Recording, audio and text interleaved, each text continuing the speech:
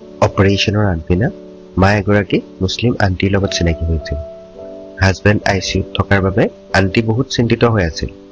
মায়ে তেখেতক মোৰ লগত পৰিচয় কৰায় আৰু মই তেওঁক যিমান পাৰোঁ সাহস দিব যত্ন কৰোঁ। মই আণ্টিক কৈছিলোঁ, মোৰ ইমান ডাঙৰ টিউমাৰ এটাৰ অপাৰেশ্যন আছে কাইলৈ, মই টেনশ্যন লোৱা নাই, আপুনি কিয় চিন্তা কৰিছে? আণ্টিয়ে বহুত সকাহ পায়। আণ্টিয়ে ক'লে, ৰ'বা। তেওঁ গৈ মোক এটা টিফিন দিয়ে হাতত, আৰু টিফিনটোত আছিলে চিকেন বিৰিয়ানী। মোৰ আটাইতকৈ প্ৰিয় খাদ্যই হৈছে চিকেন বিৰিয়ানী।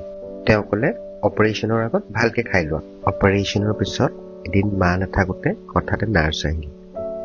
ক'লে, এটেণ্ডেণ্ট ক'ত? দৰৱ কেইটামান আনিব লাগে।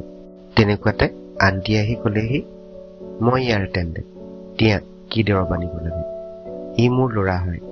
পিছত তেখেতৰ পুতেকেও আহি মোক ধন্যবাদ জনালে। ক'লে, দাদা, মই আপোনাৰ বাবে মছজিদত দোৱা কৰিম। আৰু সেইদিনাই মই বুজিলোঁ, মানৱতাৰ কোনো ধৰ্ম নাই।